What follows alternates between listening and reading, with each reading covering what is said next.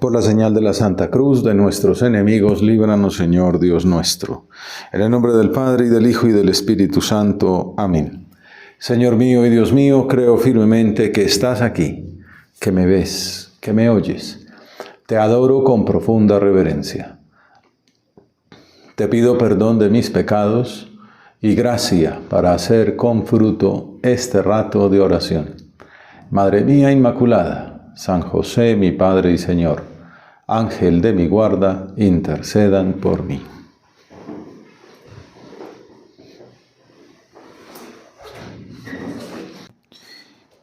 El tercer domingo de Cuaresma contemplamos el capítulo 4 del Evangelio de San Juan, que presenta una escena desarrollada en Sicar, una ciudad de Samaria que era la capital de los samaritanos, desde que Juan Hircano I había destruido Siquén en el siglo II antes de Cristo.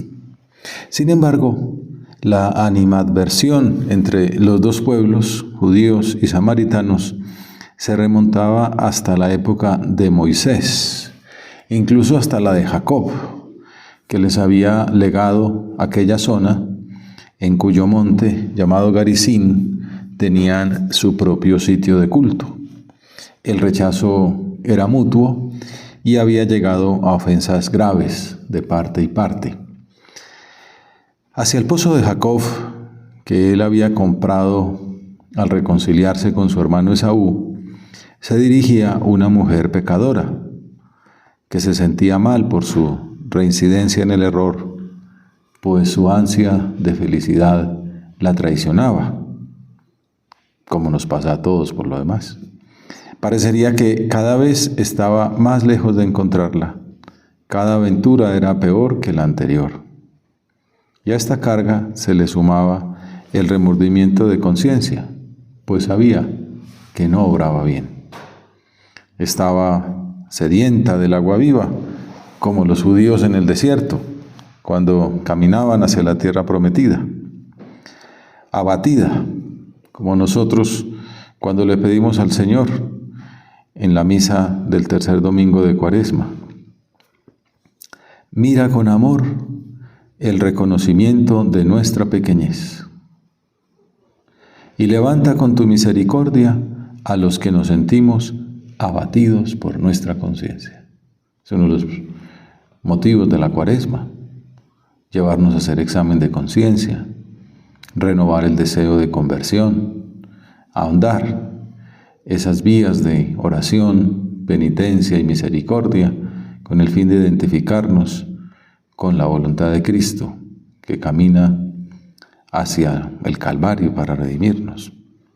En medio de su postración interior, la samaritana encontró en el pozo a un extraño, a un enemigo judío. Los pozos tienen su historia en el Antiguo Testamento. Junto a ellos, varios patriarcas encontraron sus esposas.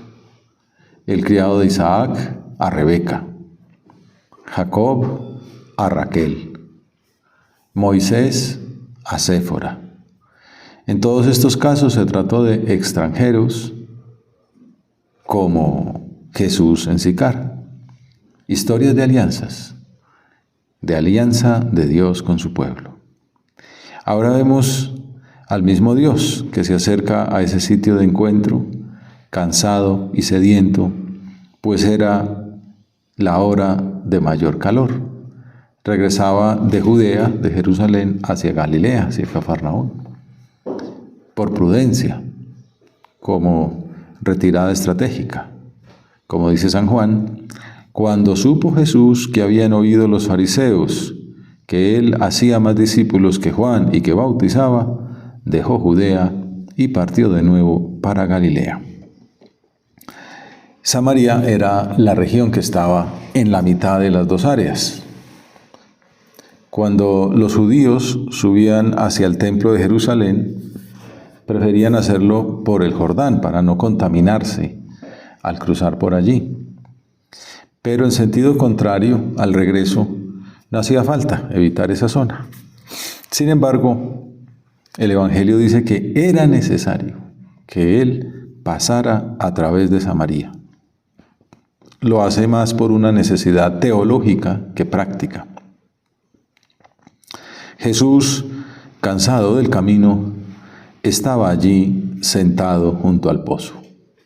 A San José María le gustaba mucho contemplar a Jesús así. El que es Dios y hombre verdadero, en su humanidad santísima, está expuesto a tentaciones y a padecimientos, para que veamos su humildad y podamos aprender de él, imitarlo como el modelo de hombre perfecto, cansado, sin quejas excesivas, aunque sí exterioriza sus emociones.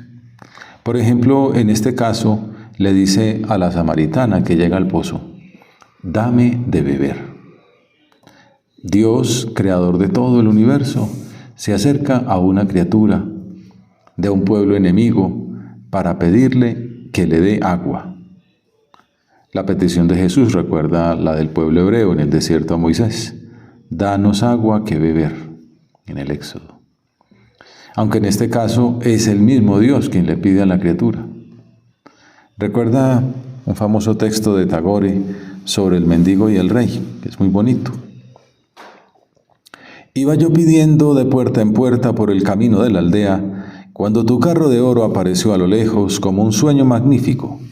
Y yo me preguntaba, maravillado, ¿quién sería aquel rey de reyes? Mis esperanzas volaron hacia el cielo, y pensé que mis días malos se habían acabado, y me quedé aguardando limosnas espontáneas, tesoros derramados por el polvo. La carroza se paró a mi lado. Me miraste y bajaste sonriendo. Sentí que la felicidad de la vida me había llegado al fin. Y de pronto, tú me tendiste tu diestra diciéndome: ¿puedes darme alguna cosa? ¡Ah! ¡Qué ocurrencia la de tu realeza! Pedirle a un mendigo. Yo estaba confuso y no sabía qué hacer. Luego saqué despacio de mi saco un granito de trigo y te lo di. Pero qué sorpresa la mía, cuando al vaciar por la tarde mi saco en el suelo, encontré un granito de oro en la miseria del montón. Qué amargamente lloré por no haber tenido corazón para dárteme todo. Los hombres estamos invitados a darnos del todo. En esta escena, Dios, que es el Rey de Reyes, tiende la diestra pidiéndonos algo de beber. Jesús se dirige a aquella mujer, como dice San José María, con una conversación encantadora, en la que el alma sacerdotal de Cristo se vuelca, solícita, para recuperar la oveja perdida. Jesucristo se presenta a nuestra consideración para que estemos serenos ante las exigencias limpias de nuestra pobre naturaleza, en este caso la sed, para que las sepamos olvidar o al menos ponerlas en segundo término ante el bien de las almas. A pesar del cansancio y de la sed, le vence el afán de almas, como leemos en el prefacio de la misa de Cuaresma, que nos responde al interrogante: ¿por qué meditar sobre esta escena en este periodo cuaresmal? Dice el prefacio: al pedir agua a la samaritana, ya había infundido en ella la gracia de la fe. Y si quiso estar sediento de la fe de aquella mujer, fue para encender en ella el fuego del amor divino. Tú, Señor, quisiste estar sediento de la fe de la samaritana. Quisiste estar sediento de nuestra propia fe, como también dirás en la cruz: tengo sed. Es la misma idea del catecismo cuando explica la oración. Dice ese documento de la Iglesia: la maravilla de la oración se revela precisamente allí, junto al pozo donde vamos a buscar nuestra agua. Allí Cristo va al encuentro de todo ser humano. Es el primero en buscarnos y el que nos pide de beber. Estamos haciendo la oración frente al sagrario. Venimos como a pedirle y Él nos adelanta su petición: dame de beber. Jesús tiene sed. Su petición llega desde las profundidades de Dios que nos desea. La oración, sepámoslo o no, es el encuentro de la sed de Dios con la sed del ser humano. No es casualidad que estemos en este momento haciendo nuestra oración. Tampoco es generosidad de nuestra parte. Es una gracia de Dios muy grande que estemos aquí en este momento hablando con el Señor. Él era el que nos necesitaba. Quiso necesitarnos sin necesidad de nosotros. Quiso tener sed de nuestra sed. Como dice San Agustín, Dios tiene sed de que el hombre tenga sed de Él. Sin embargo, pues toda esta escena nos muestra como el drama de la fe, las reticencias, los obstáculos. En la perspectiva de la samaritana, en primer lugar, aquel extranjero no solo es maleducado porque osa dirigirle la palabra, sino también atrevido. Le pide un favor, que le dé agua, por lo cual ella le responde con lógico rechazo: ¿cómo tú, siendo judío, me pides de beber a mí, que soy samaritana? Porque los judíos no se tratan con los samaritanos, explica San Juan. Mucho menos utilizaban recipientes comunes. Un exégeta, Brown, explica que este es el primer obstáculo para la fe, para la relación entre los dos personajes. Y es que la mujer estaba resentida por la aversión judía hacia los samaritanos y en especial hacia las samaritanas, que eran consideradas impuras. Y el extranjero, ante esa primera reticencia, responde con un tono misterioso: si conocieras el don de Dios. En primera instancia se podría pensar que, una vez más, aquel desconocido esgrimía el complejo de superioridad de los judíos, que creían que ellos sí que conocían a Dios, que se dirigían a Él desde el templo que correspondía, etc. Sin embargo, en medio de esa aparente insistencia en sus prerrogativas, Jesús había dejado caer un ofrecimiento. Si conocieras el don de Dios, ¿y quién es el que te dice, dame de beber? Tú le pedirías, y Él te daría agua viva. El don de Dios y el agua viva en el Antiguo Testamento se referían a la Torá, al Pentateuco, a la ley. De esta manera se puede comprender que Jesús está explicando que Él es la nueva Torá. Para la mujer, sin embargo, que todavía se mueve en un plano muy humano, aquella es una promesa interesante. Porque si aquel extranjero tuviera algún sortilegio que evitara el desplazamiento diario a recoger agua del aljibe, pues no estaría mal aceptarle la propuesta. Máxime si él mismo era el que lo había ofrecido. Pero no deja de sonar un poco raro, y la samaritana no pierde la ocasión de hacerle ver que su oferta es algo irracional, además de irreverente. Señor, si no tienes cubo y el pozo es hondo, ¿de dónde vas a sacar el agua viva? ¿Eres tú más que nuestro padre Jacob, que nos dio este pozo, y de él bebieron él y sus hijos y sus ganados? La respuesta del extranjero sigue en su estilo un poco misterioso.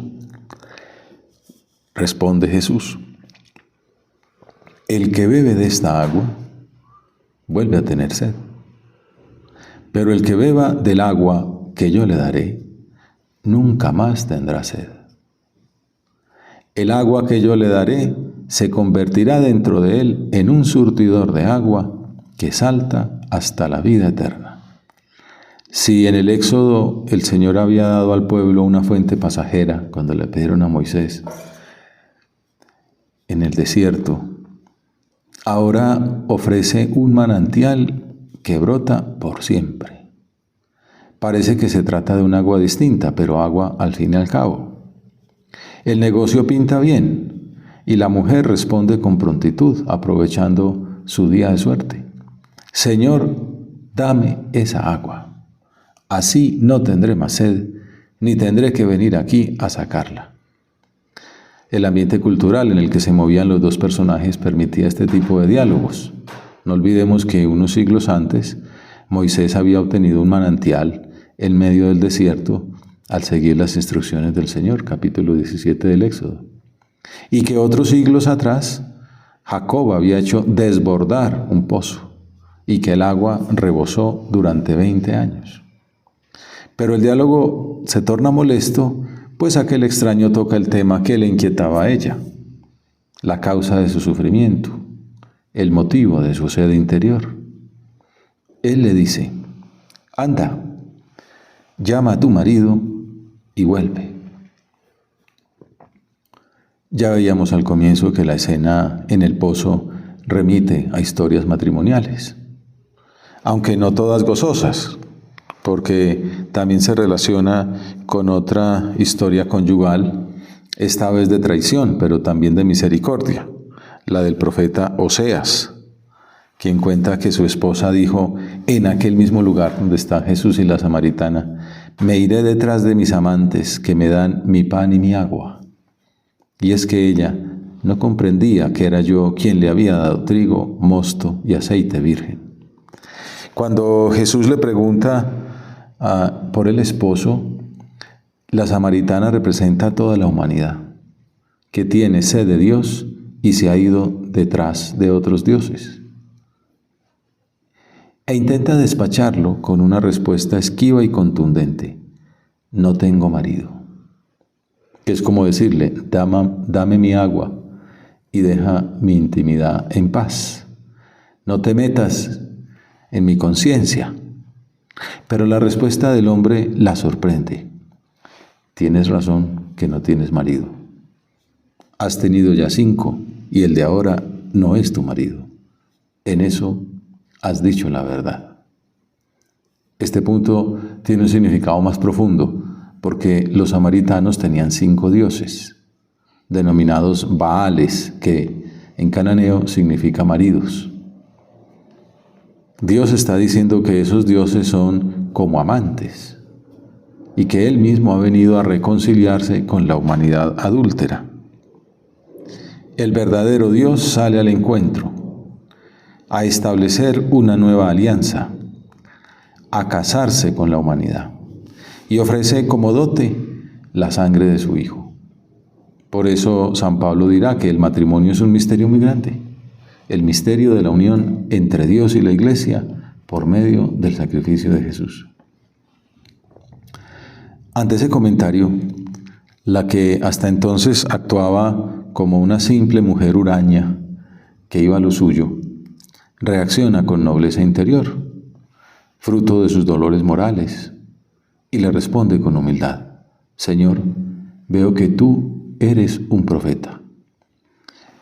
Va recorriendo un itinerario, pasa de la duda acerca de si aquel hombre era más que Jacob a reconocer ahora que es un profeta. La cita de San Agustín que mencionamos en la cita del Catecismo amplía el horizonte para interpretar la escena. Dice San Agustín: Jesús en persona tenía sed de su fe y deseaba darle el Espíritu Santo. De hecho, el cuarto evangelio complementa más adelante el sentido de las palabras de Jesús a la samaritana. Ya en el capítulo 7 dirá: el que tenga sed, que venga a mí, y beba el que cree en mí. Como dice la Escritura, de sus entrañas manarán ríos de agua viva. Y aclara que dijo esto refiriéndose al Espíritu que habían de recibir los que creyeran en Él. Por eso, la segunda lectura de la misa del tercer domingo de Cuaresma complementa este evangelio diciendo que esa agua viva es el amor de Dios que ha sido derramado en nuestros corazones por el Espíritu Santo que se nos ha dado. Una descripción maravillosa. El fuego del amor divino, como dice el prefacio de la misa. En suma, podemos ver que se ha dado una revelación paulatina de Jesús. Comenzó hablando del don divino y prometiendo el agua viva, un agua que calmaría la sed para siempre y que se convertiría dentro de la persona en un surtidor de agua que salta hasta la vida eterna. Agua y vida eterna características divinas que son formas de hablar de los dones y los frutos del Espíritu Santo, los cuales se darán con el agua del bautismo. Recordemos que la Cuaresma es tiempo de preparar el bautismo o de recordar el bautismo ya recibido. El mismo Abraham dirá: cuando prometió a la samaritana una fuente de agua que brotaría dando vida eterna, se refería al agua del bautismo, en la cual se recibe el Espíritu Santo con sus dones y sus frutos. Y la vocación a la santidad y al apostolado, la gracia bautismal. La samaritana también pasa de captar solo el sentido humano de la promesa, agua, un bien útil, a plantearse si aquel hombre era más que Jacob y a reconocerlo como profeta. Por eso aprovecha para resolver una duda teológica. Hay quien piensa que también era para sacar ese tema molesto de los maridos. Nuestros padres dieron culto en este monte, Garizim, y ustedes dicen que el sitio donde se debe dar culto está en Jerusalén. Entonces Jesús le hace ver que con él comienza una nueva época. Se acerca la hora en que ni en este monte ni en Jerusalén adoraréis al Padre. Ya había dicho en el capítulo 2 que él era el templo. De este modo, en el templo de su cuerpo se supera la división religiosa entre samaritanos y judíos. Y la duda de la mujer sobre si él era el Mesías queda resuelta con toda la carga teológica que tienen las mismas palabras de la revelación a Moisés: yo soy. La historia concluye entonces con que la mujer dejó su cántaro. Interesante ese detalle. El cántaro donde estaba el agua, donde estaba el sustento, donde se calmaba la sed, ya no importa. Ya encontró la fuente del agua viva. Dejó su cántaro, se fue al pueblo y dijo a la gente: vengan a ver un hombre que me dijo todo lo que he hecho. ¿Será este el Mesías? Acoge la fuente del agua viva y lo anuncia a sus vecinos. Entre otras cosas, es una de las grandes evangelizadoras, porque convierte todo un pueblo, que tiene su significado en San Juan. Mientras tanto, llegan los discípulos, se asombran de encontrarse con Jesús, con una mujer, y entonces el Señor les enseña sus más profundas aspiraciones. Mi alimento es hacer la voluntad del que me envió y llevar a término su obra. Benedicto XVI comenta que la fuente de la vida de Jesús es ser una sola cosa con la voluntad del Padre. La unidad de voluntad con el Padre es el núcleo de su ser en absoluto. Como diría San José María, ¡qué trigal! Esto también se relaciona con aquellas palabras de Jesús: la mies es mucha, los obreros son pocos. Rogad al dueño de la mies que envíe obreros a su mies. Yo he venido para esto, para dar el bautismo, bautizándome yo en la cruz, para dar la salvación a todos.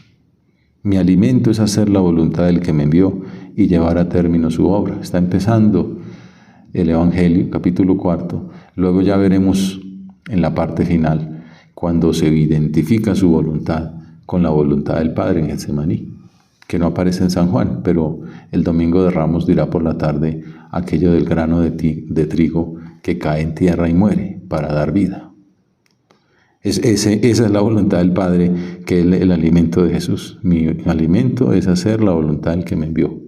Mi alimento es darme, sacrificarme, entregarme, inmolarme para la redención de todos, llevar a término su obra. La fuente de la vida de Jesús es ser una sola cosa con la voluntad del Padre. Si Adán y Eva desobedecieron, y en eso consistió el pecado original, Jesús redime el pecado con su obediencia. La unidad de voluntad con el Padre es el núcleo de su ser en absoluto. La voluntad de Dios es apostólica, es afán de almas.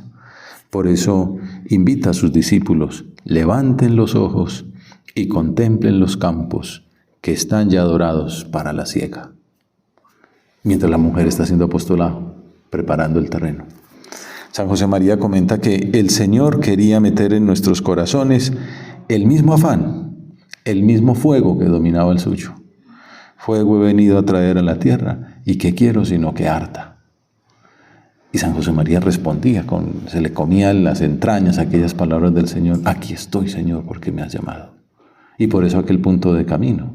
Aún resuena en el mundo aquellas palabras, aquel grito de Cristo: fuego he venido a traer a la tierra, y ¿qué quiero sino que arda? Y ya ves, casi todo está apagado. No te animas a propagar el incendio.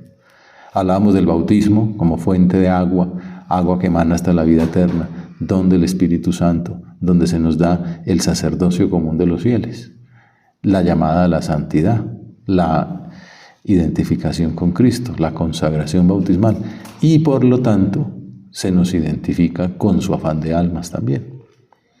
Como fruto de este diálogo de Cristo, el pueblo rebelde aceptó lo que las autoridades judías rechazaban: que Jesús no es solo el Mesías de un pueblo, sino que Él es de verdad el Salvador del mundo. A la Virgen Santa le pedimos que nos ayude a responder como ella hizo ante la sed que Dios tiene de nuestra conversión. La Virgen Santa respondió ante el llamado inmediatamente: he aquí la esclava del Señor, hágase en mí según tu palabra. Ese hágase también es identificación con la voluntad, es recibir en su corazón el mismo afán, el mismo fuego que dominaba el divino. Pues le pedimos a ella que de nosotros también se pueda predicar, que el Señor, al pedir agua a la samaritana, ya había infundido en ella la gracia de la fe. Y si quiso estar sediento de la fe de aquella mujer, fue para encender en ella el fuego del amor divino. Que nuestra oración sea entonces, como enseña el Catecismo, el encuentro de la sed de Dios con la sed del hombre. Dios tiene sed de que el hombre tenga sed de Él. Te doy gracias, Dios mío, por los buenos propósitos, afectos e inspiraciones que me has comunicado en esta meditación. Te pido ayuda para ponerlos por obra. Madre mía Inmaculada, San José, mi Padre y Señor, Ángel de mi guarda, intercedan por mí.